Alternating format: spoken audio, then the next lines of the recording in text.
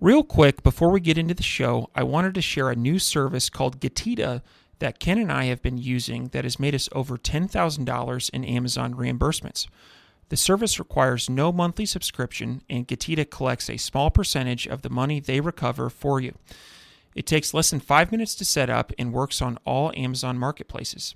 Go to Getita.com, Getida, and enter promo code FTM400. That's FTM for Firing the Man 400 to get your first $400 in reimbursements commission free. How much money does Amazon owe you? Trying to find a balance of a young workforce that kind of is coming in with the freshest and really not knowing what they're looking for. And then pairing that with craftsmanship of the older side of the workforce that they've seen it all and will be able to help find the pitfalls. How much easier is it to find a sourcing team that's going to work on a time window that is similar to what the rest of their family does versus, oh, good, at 7:30 at night every night, I start talking to China. I'm done talking to them about 3:30. And then I'm going to wake up and so there's quality of life that goes with it too. Welcome everyone to the Firing the Man podcast, a show for anyone who wants to be their own boss. If you sit in a cubicle every day and know you are capable of more, then join us. This show will help you build a business and grow your passive income streams in just a few short hours per day. And now your hosts, serial entrepreneurs David Schomer and Ken Wilson. Welcome, everyone, to the Firing the Man podcast. On today's episode, we have the privilege to interview Jason Azevedo. Jason has had his heart in business development since an early age, starting a very successful apparel company that he grew from his humble beginnings in a garage to an annual gross billings of over $1 million by age 15. By age 18, Jason was doing millions in business with Starbucks, Nike, Disney, Marvel, Volkswagen, Audi, Lucasfilms, Dodgers, and countless NBA teams. In 2009, Jason co-founded Advoke, one of the only U.S.-based manufacturers located in Silicon Valley, California. His emphasis on Made in America is a driving force for how the various companies he's co-founded operate. Jason has worked on many key projects for companies such as Arista Networks, Best Buy, Costco, Disney, EA Games, Intel, Roku, Starbucks, Target, Walmart, and Warner Brothers. Rounding out the intro with a few of Jason's personal hobbies, he likes to ride dirt bikes, quads, beach volleyball, and whiskey tasting. Jason, we're really excited to have you on the show. And to start things off, why don't you tell people a little bit about yourself and your background? Well, first off, thanks for having me. I'm really excited to hang out today. My background's different than the regular path. It's like you mentioned, I started my first company at 15 years old. I was a sophomore in high school and thought, it's a great idea. Let's get into the realm of business. And how is that going to function? But I also kind of have to set the stage of the moment in time and the factors that are coming together for this. I grew up in a factory house. My father worked graveyard 28, 29 years for the same company in a manufacturing plant. And that company was the epitome of what you think of as a bad manufacturing job. The management was frankly constantly at the throat of the manufacturing level employees. It just wasn't a healthy environment. Now, granted, that was one of the most profitable plants in the country for the company that my father worked, but they still laid off all the employees in the final 6 to 7 years he worked there just about as many times. So my brother and I grew up seeing that. And when we started our first manufacturing company, it was a huge point of ours it didn't have to be like that. We believed that there was a way to go into manufacturing and truly bring it back to what it was when it was in its heyday and kind of the strength and that development. So we started an apparel company, and it was interesting because we started it in February of 2007. Well, here comes the end of 2007 and early 2008, and everybody knows what suddenly happens to every market in the country. And everybody's telling us it's not the time to start a business. It's horrible. It's you guys don't know what you're doing. You're not going to get clients. Everything under the sun. Everyone's telling us it's going to be horrible and it's going to fail. And one person messed up. I distinctly remember the conversation. And they go, "You're going to lose everything you." And it took me back because you got to remember I'm 15 years old. I have $600. Like, what is this person talking about? And it clicked that what it was it was every person around us telling us why they weren't doing it, why they hadn't done it, why they were afraid. And none of it had to do with us. We were young, stupid kids that we had nothing but energy and drive. So we just decided to jump into business.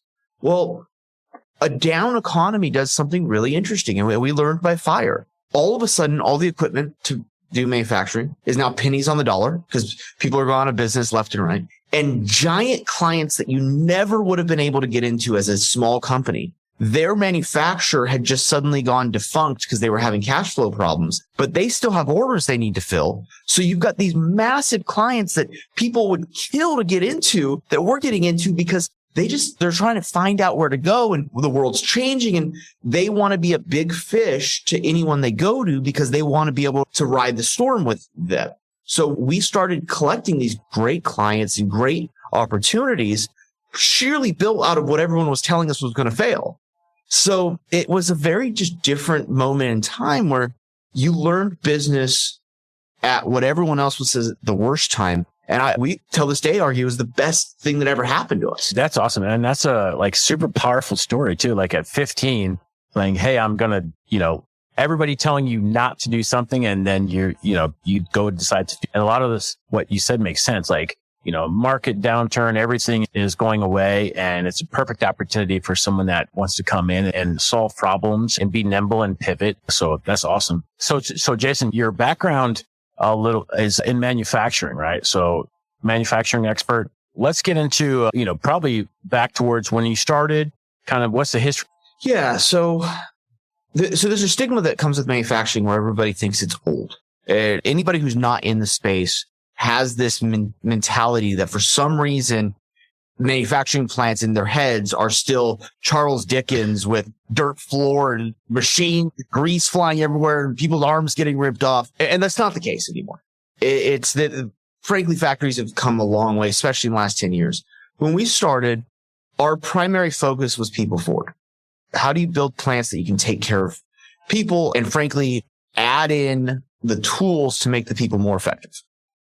So that was a huge core focus of ours, really building off of a lot of what Toyota had done in the late 80s, early 90s, really a lot of the lean manufacturing ideas, but then taking it to that next level of how do you use that to make the most effective workforce you can, and also to have the ability to have iteration, because nowadays, one of the most important things in manufacturing is your ability to iterate on the same design, because products are ever changing. They're very difficult. It's very unoften that the same product stays the same product for any significant period of time anymore. There's constantly adjustments being made.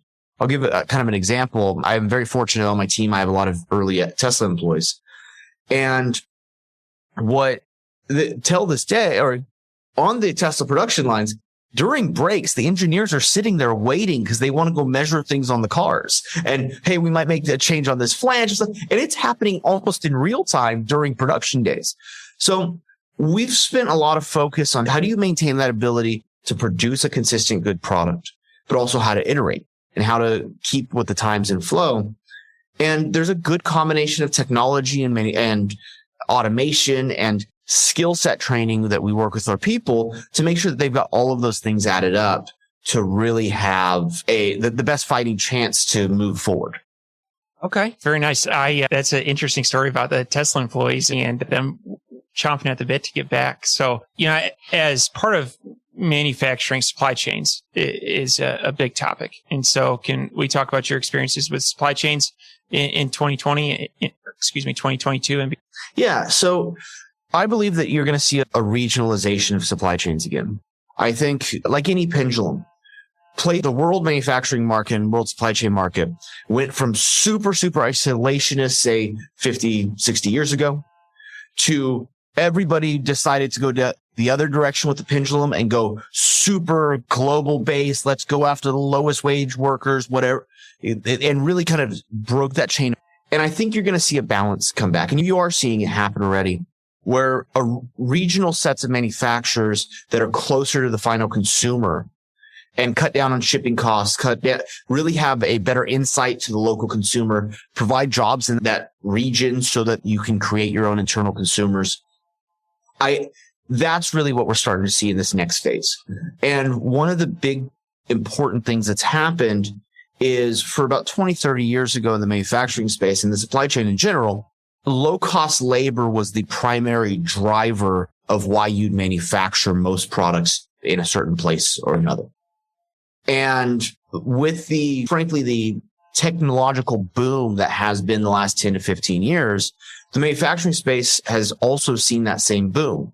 So what you're starting to see is now you don't have to go chase the lowest wage. You actually are looking for the most competent workforce.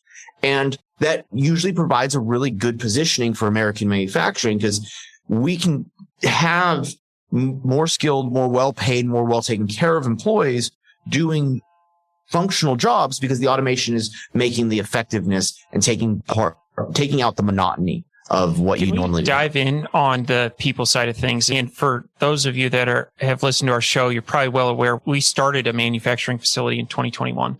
And what we're finding is that the right people make things a lot easier. And so do you have any pro tips on where do these people hang out? How do you find them? Okay. So there's a couple things. First off, manufacturing is a people business. Every industry tries to say it is. There's no industry that is as much a people business as manufacturing. It's a special world because frankly, so much of it has to do with man hours and craftsmanship and really how do you dive in there? We like to have a healthy balance of people that we've built ourselves. And frankly, that way we can instill the values and the focus that we like. Also taking into account trying to find a balance of a young workforce that kind of is coming in with the freshest and really not knowing what they're looking for. And then pairing that with craftsmanship of the older side of the workforce that they've seen it all and will be able to help find the pitfalls. And really it's a blend. So I hear a lot of people with manufacturing teams that they're like, I'm looking for this type of person. It's like, no, where it's really successful, at least in our history, has been how do I combine somebody who might be jaded and very stuck in their ways and combine them on a respect level with somebody who wants to change everything and believes that they have all these great new ideas and get those two people to respect each other enough to listen to each other and to work together. And then that's what gives you that blend of forward progress, but also the infrastructure and stability of a new plant. Yeah, that's super interesting. I definitely agree. Like, it's definitely a people business. I mean, that's kind of the lifeblood of getting everything done, right? So, Jason, like kind of moving on, like in the last, say, I don't know, 2 or 3 decades, it just seems like manufacturing, at least from my view, it's like everything is like we kind of offshored everything. You know, EPA, there's all these rules that comes up and it's cheaper elsewhere. Like you alluded to earlier, labor hours, you know, there's certain parts in Asia that labor hours are super, super cheap. And so we've offshored a lot year over year for the last few decades, manufacturing to China mostly and to a few other countries. Now, I think COVID was like a significant like blip on the radar. Everything shut down. And we realized like here in the US, like we couldn't get like masks. There are certain things we couldn't get. And it was, oh, wow, this happened. We're kind of single threaded here. We're relying on other people. COVID since, you know, has been in the decline. And I think there's just been this new energy in manufacturing. Can you kind of speak to that a little bit, like revitalizing manufacturing? Yeah. So you hit on something that is incredibly important, and that is COVID's effect on this. So for the last 10 to 15 years, a fallacy has been being accepted within the U.S. And that is that it is automatically more expensive to produce in the U.S. or automatically cheaper to produce in a low wage country. If you went back 25, 30 years, you're correct. The reality is the American manufacturing infrastructure was doing things the way they'd done it for 40, 50 years. And then all of a sudden, an extraordinarily low wage country comes online. And they couldn't compete one-to-one. It's simple as that. So it became cheaper to produce offshore. But where the fallacy comes in is that people are still thinking that way.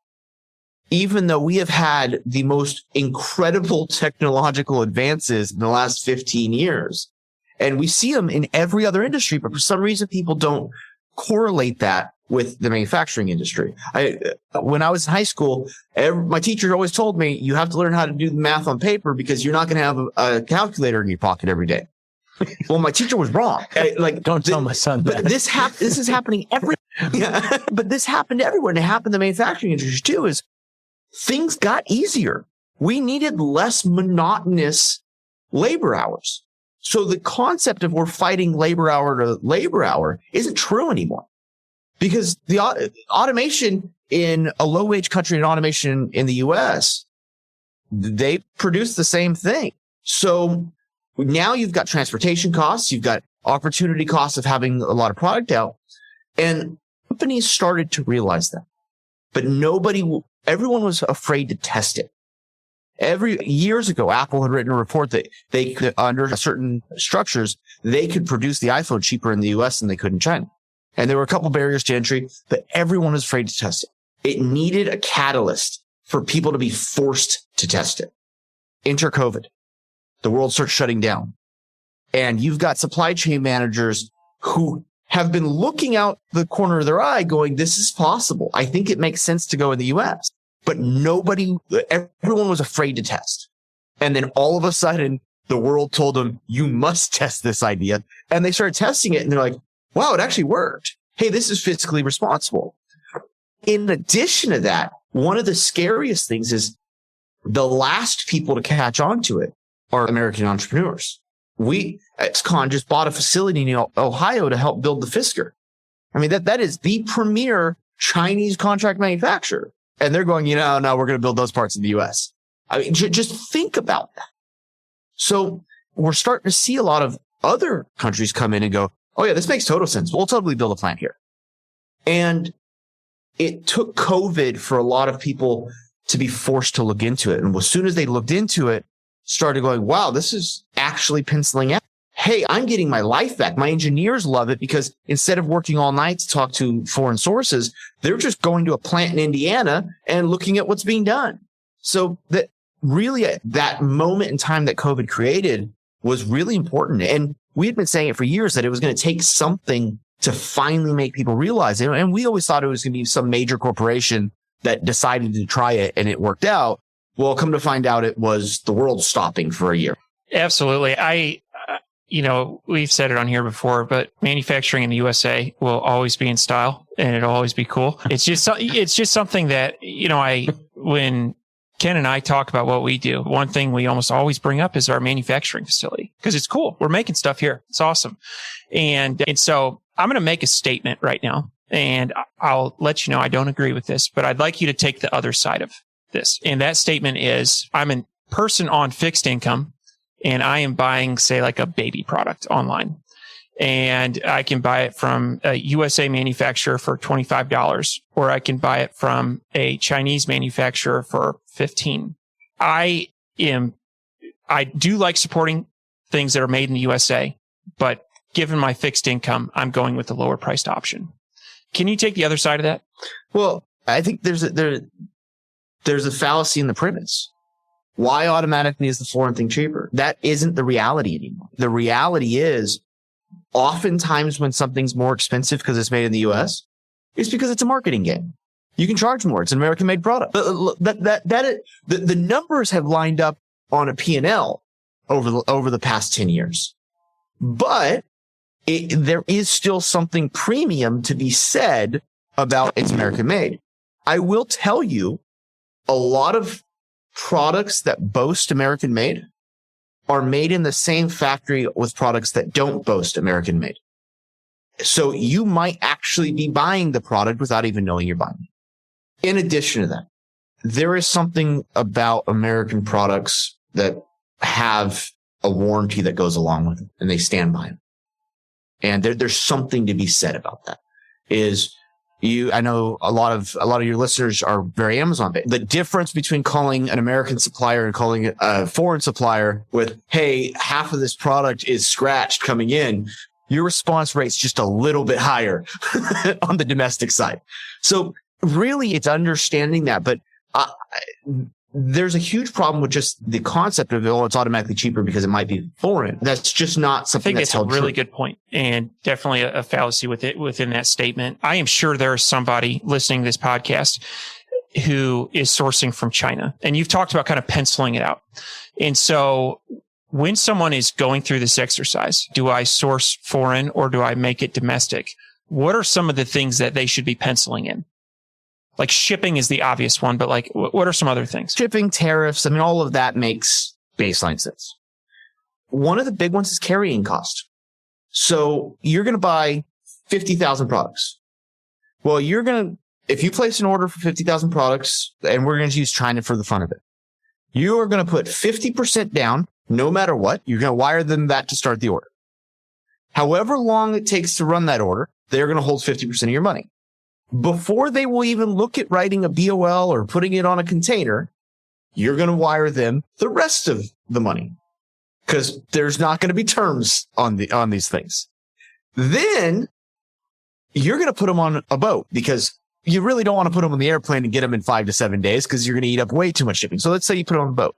So now you're weeks without knowing if that product you've bought is good. You've got the carrying cost of all that product, whether you're using a line of credit to hold that note or anything else. Your cash flow is messed up because you can't release consistently enough. Then you've got all this carrying cost. It gets to you now if there's an issue, because there's always an issue. And this is whether you're domestic or you're foreign, wherever you're sourcing from, you're going to run into. So now how many weeks to correct that issue? Because it's been on the water for 3-4 weeks. And it got stuck in the Port of Long Beach for another 2 or 3. And then, okay, well, now we need to correct it. So it's a rebuild. What did that do to your Amazon listing? Because you actually haven't had product that can be sold on it in now 12 weeks by the time you get something in there. So that damage ratio is there. And the reality is, if you look at what Tim Cook did at Apple, because he was the one who brought Apple's supply chain to the next level. He took their on-hand inventory using foreign sources still. He took their on-hand inventory from months to 6 days because that carrying cost was such a dangerous cost for the company. So he shortened that as tight as he could. Well, a lot of people, when they're looking at stuff just on penciling, they're not looking at all the risk that you're adding in by having these massive carrying days. The next one is iteration. If you've got a product that you're adapting, changing, you're responding to Amazon reviews, you're responding to anything else, that time to make sure that you've got that next iteration there, the more you can shorten that up, the more you can get to a product that can sell faster. So it cuts down on that marketing and development expense. Of course, damage ratios are very important. Take even the iPhone. If you look up the stats on how many iPhones are bricks and have to be returned a year, is unbelievable. You're still sitting at 3 to 7% at their level. It's crazy. So really you need to look into all of that width of stuff. But then we go back to your people too. Say you've got a sourcing team. How much easier is it to find a sourcing team that's going to work on a time window that is similar to what the rest of their family does? Versus, oh, good, at 7:30 at night every night, I start talking to China. I'm done talking to them about 3:30, and then I'm going to wake up and so there's quality of life that goes with it too. So really it's taking a broader view of it. Now, if you're trying to get into the commodities business and, well, I'm going to buy this one thing, 5,000 of them, I don't care about the quality, put them up, hope they sell and move on. Okay, maybe you start going out, you start simplifying it. But if you're truly building a business out of it, you got to look at all of the costs and the opportunity costs and the carrying costs. Those kind of things are where things really get crazy. There's a lot of good points. And yeah, some of them you don't really think of, or you don't compare apples to apples, like the carrying cost and the cash flow. That's something you really don't. I think it's, at least for me, on paper, it doesn't hit you until you're in that process, until you need that cash to buy a second order. And then you're like, I don't have any cash, right? And so those are all really good points, if you're looking at pros and cons. So no, those are awesome. Yeah, looking at it from a 10,000 foot view. Sorry to interrupt the episode. You may have heard Ken and I talking recently about a new tool that we're using for Amazon refunds. Now, I have used other refund tools like this. However, I can tell you in the first 7 days, they scrubbed the back end of my Amazon account going back 18 months and found $5,000 of refunds. And the nice thing about this is it's my money. Amazon made a mistake and they are just auditing my account. The other thing I really like about this tool is there is no monthly fee. They only charge a commission if they are successful in getting you your money. Go to Getida.com, Getida, and enter promo code FTM for Firing the Man, FTM400. This is an awesome tool. Can't say enough good things about it. Now, back to the episode. Now, so if everything is, so like American manufacturing versus China, let's just stay on that. How can American manufacturers kind of keep up with Chinese manufacturers, given that, let's say everything was equal? Like, how do we compete with them? I never look at it as us versus them. There is so much work to go around. You don't need to compete. If you can manufacture in the U.S. and you can keep efficient, every person I talk to is so backlogged, it's unbelievable. And the reason being is we're consuming faster. There just sheerly are not enough people making things to keep up with how fast this world wants it. And frankly, you look at like developing economies like China or like India, they're starting to consume all of their own products. Like at some point, you just need to make more. You take a razor, go back 20, 30, 40 years, people would actually sharpen razors. Now we have 4 blades on a razor. We use it one time, throw it away because it's disposable, get another one. So you take something that may have lasted you for years. Now we're using one every day. So its consumption rate is drastic. I think it's something that's hard for Americans to understand because we've been consuming a lot for a long time. But as other developing economies are coming online, you've got a world of people who were at the lower end of consumption and they're starting to move up the ladder and they're starting to get more products to them. And we're not ready to feed all those people with products. So I never look at it as, hey, it's us against them and there are certain things that make more sense to make in other regions. I'm all about regional manufacturing, make sure it's local in the community in the U.S. because that's what I understand. But there are things that make sense to make in other places. And I can simplify it like, hey, maybe wooden clogs, the U.S. isn't the number one place to make and sell those. There's probably a couple other countries that make more sense. So it's understanding what makes the most sense in that region. And if you look at it that way, that there really is never a, hey, we're fighting to grow. Pretty much every customer of every American manufacturer, as long as they're good at what they do, is begging them to produce more stuff. Because right now the U.S. consumes the most products, so you're going to want to make them as close to the people consuming. Let's dive into raw materials and sourcing those. And my question, and I'm going to give a little background on this, is what types of materials does the U.S. have a strategic advantage with? And my example would be like, say you're making a face cream out of coffee beans, like being based in Colombia, where most of the coffee comes from, would be a huge advantage. And so certainly there are raw materials in the U.S. that we have a surplus of or could potentially source more efficiently. And so any thoughts on? Yeah. So, I mean, the reality is the U.S. has a really good stronghold on plastics. We're plastics and steel. It's kind of been our thing that we're strong there. But I've always felt that the concept of build near the raw material is completely just insane. It is so much easier to move something in its raw form than after we've converted it, added it, like think of a Lego brick. How much easier is it to move the resin for the brick than all of the air inside of that Lego brick? It is drastically easier to source raw materials from a place that has them and take them to where you're going to make the final product. Yet for some reason, for a long time, people have been moving the manufacturing to the raw material. And it's like, wait, no, they're drastically easier to move when they're in the raw form. So I think there's just a change that's going on. And you're starting to see it with a lot more areas. Because what happened let's go back 100 years. The reason why we saw manufacturers next to the raw material wasn't because they went near the raw material. It was some guy who had a lot of coffee beans because he happens to be in Colombia and goes, the hell am I going to do with all these coffee beans? And decided to make a face cream. People got used to that pattern and started thinking, oh, I want to be near my raw material. It's like, no, these people just happen to have them. So they started doing things with them. As products are getting more complex, the likelihood of being next to all of your raw materials is zero. You're not going to make a product that is efficient to every raw material that happens to be in the zone that you're in. So really what's shifting now is the commodities markets for these raw materials become more and more effective to bring them to where we want to manufacture, not the other way around. Yeah, fair enough. And that's a good point too on, moving the raw materials in the raw form versus shipping air.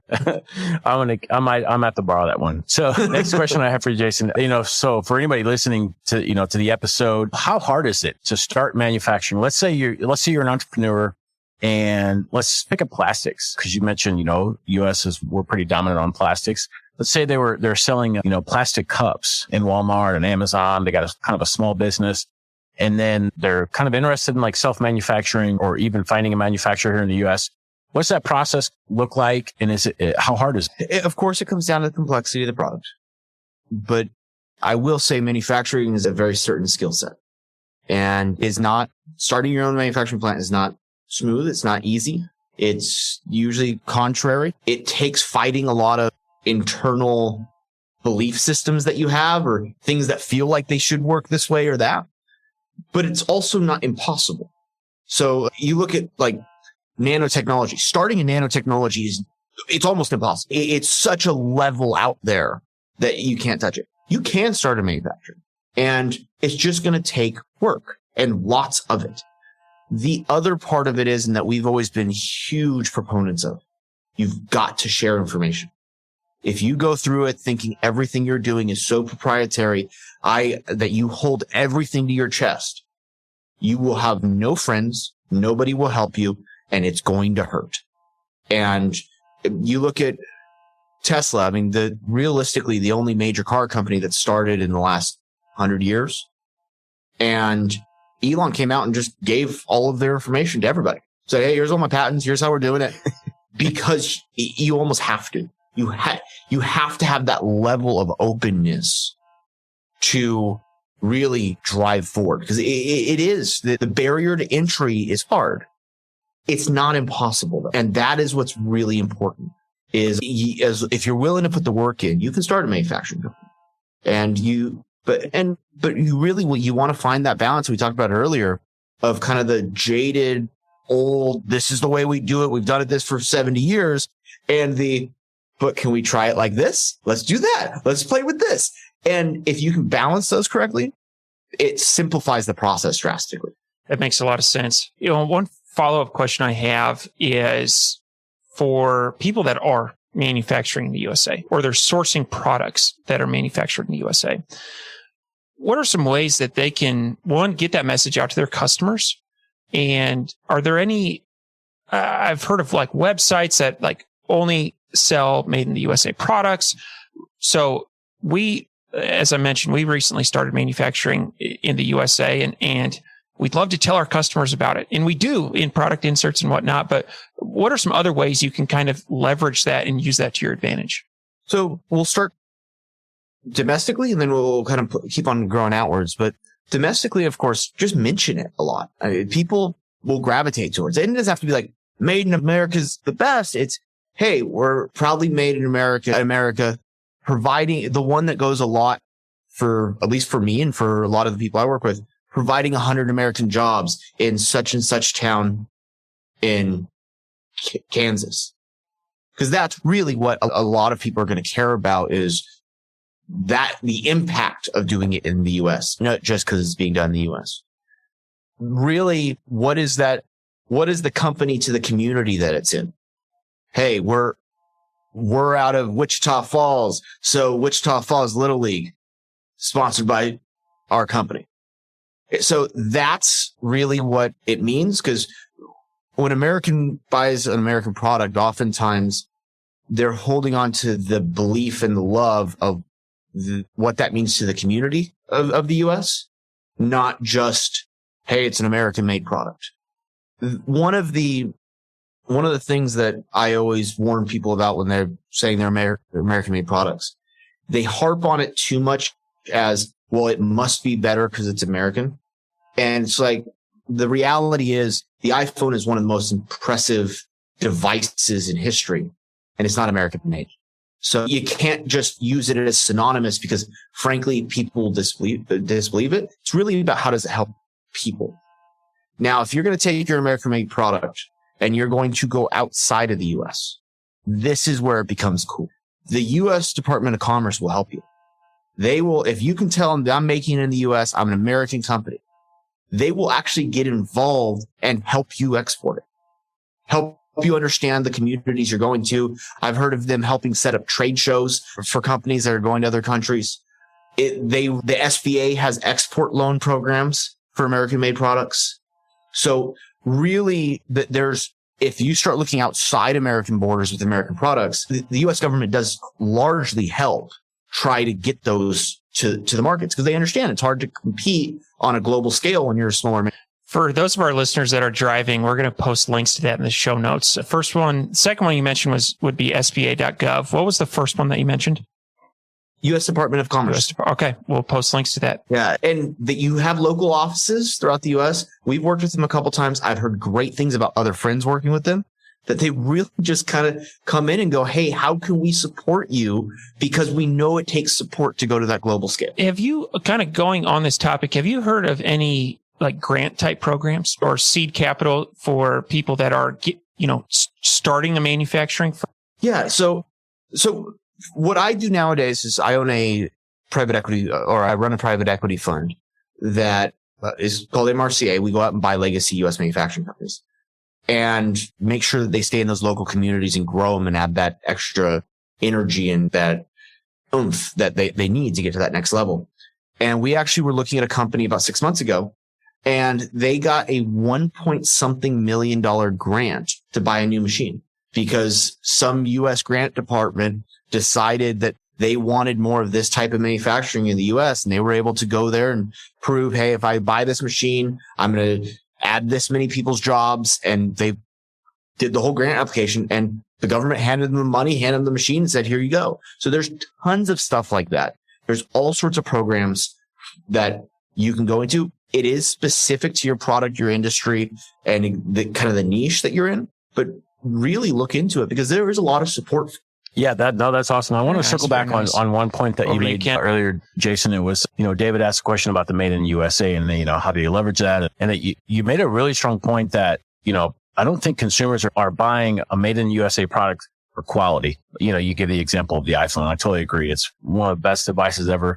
I think it's the notion of that they want to know that they're supporting and helping others. I think that's what a lot of people want. Yep. And so in order to build that connection, I think it's a point that's often missed. And I really like your analogy where hey, this product was made in this small town community by these 100 people and it supported their community.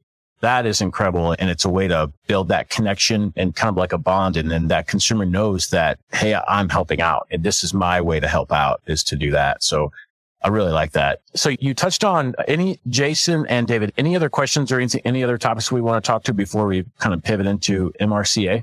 Yeah, one last question. So this is for our listeners. This is also for us. For anyone that is in manufacturing, and we'll call them level 1, just getting into it, and they want to get to level 10, what would be some practical suggestions for, stepping up our game, or to our listeners who are manufacturing, for them to step up their game? So if you're going to get into manufacturing, you need to go buy a book called The Toyota Way. It is kind of the entrance to anybody who's doing modern manufacturing.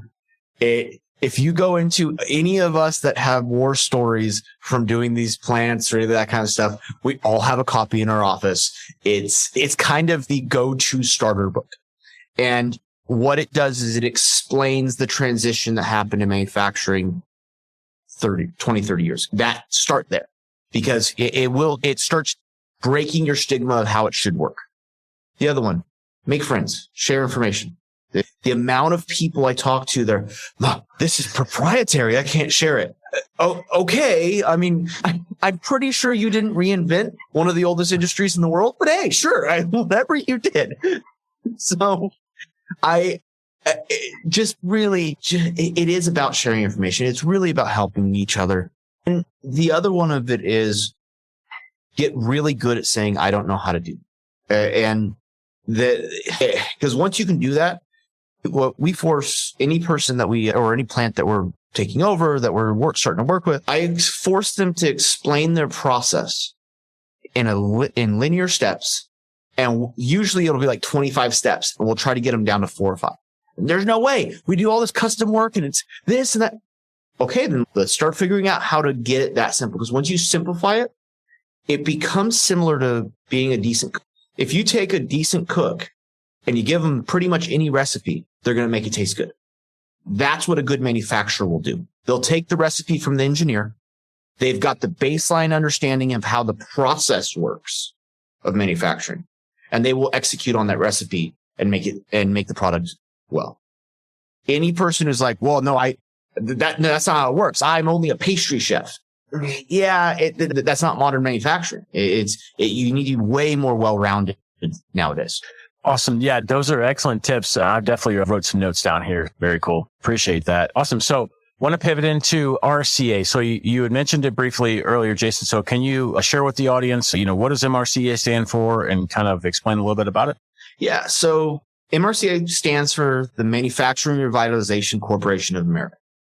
It's a mouthful. We totally understand it is, but it was important for us to have each one of the words in there. And really the one I harp on is revitalization. The U.S. manufacturing got kicked for quite some time. We've gone over talking today the influence of low wage countries. We've gone into kind of some of the other stuff that's gotten in the way. And what's happened is a lot of people have not gone into manufacturing. It's rare to find a younger person coming up through the companies. So what's happening is we have a set of ownership in the manufacturing space that's aging out. They're usually going to be baby boomers, usually second, third generation company. And there's nobody to buy these companies. So what happens when they shut down? So what we do at MRCA, we search the country constantly they have to be good. They have to be profitable, strong infrastructure, extreme resiliency, and usually ownership that has a ton of excess opportunity in front of them, but they're tired. They don't want to execute on it this next phase. They don't want to go add in automation or process. They've got a very healthy company that's got good infrastructure, and they're frankly just riding the wave until they figure out how they're going to exit. So we come in, we buy the companies, tune them, put them all together, make sure they stay in that local community that they're in, take the years of infrastructure and foundation work this company has, and then overlay modern equipment, modern opportunities, interconnect the companies, really whatever we can find that adds value to these companies.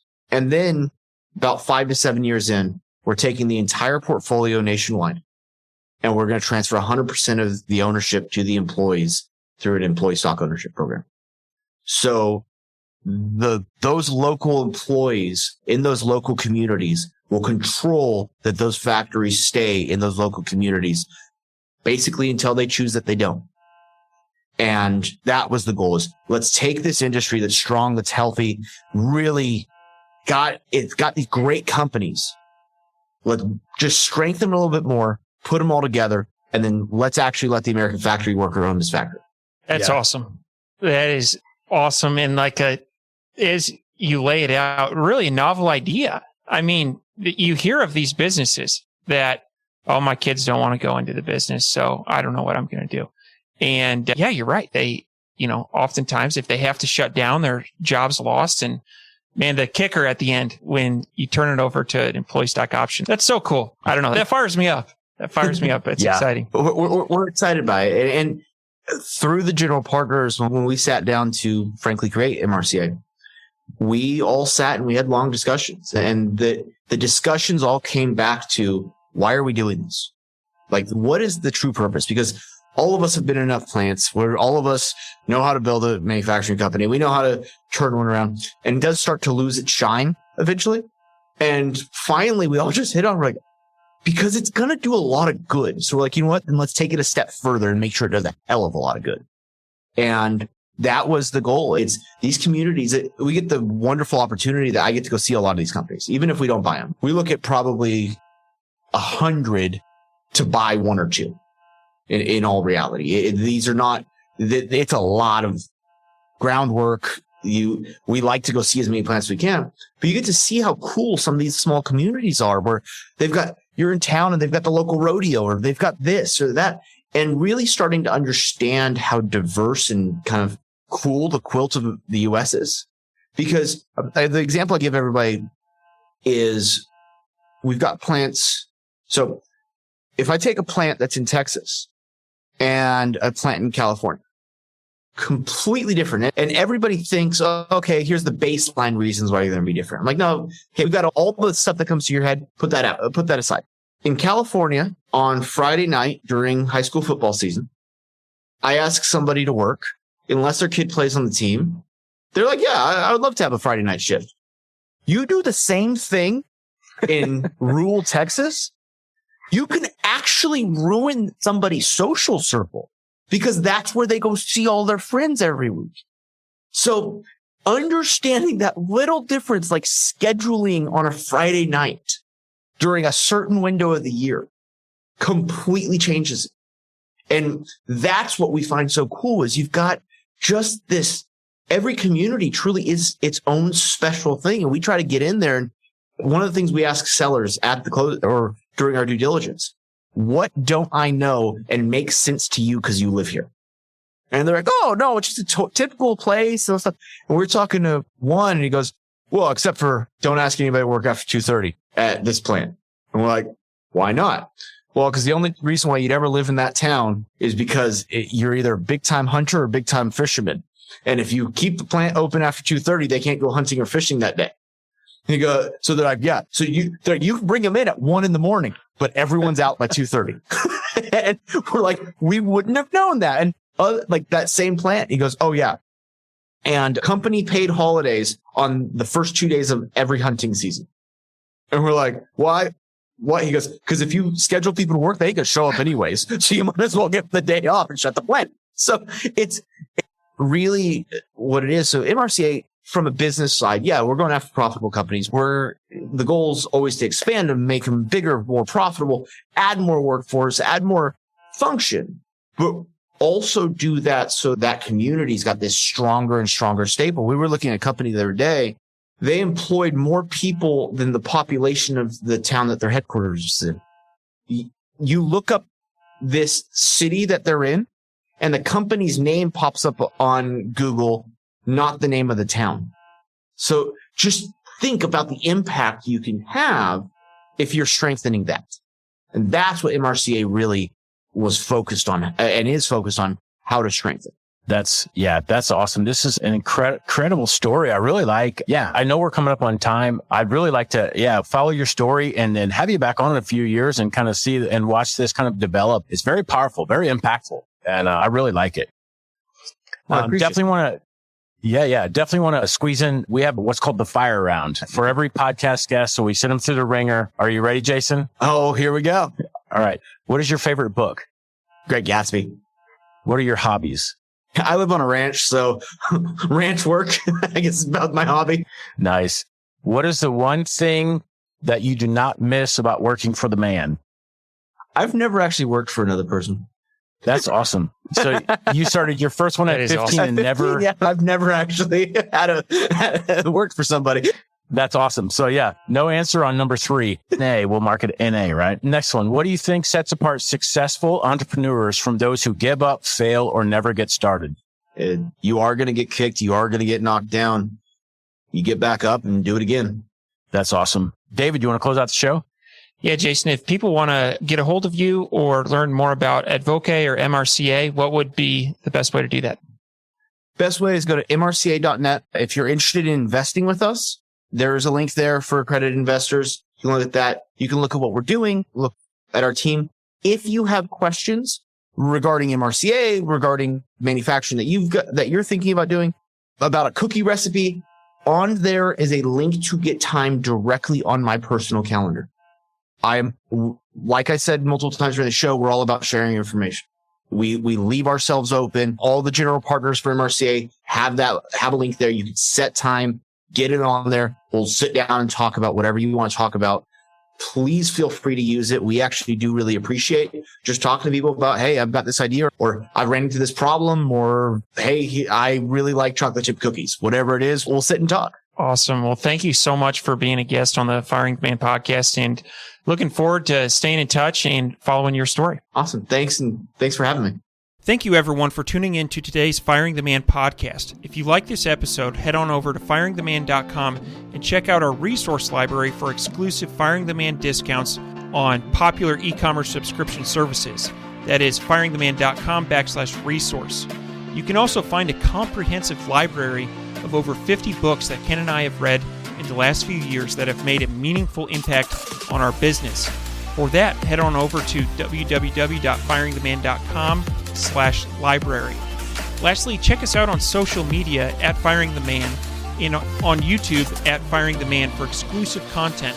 This is David Schomer. And Ken Wilson. We're out.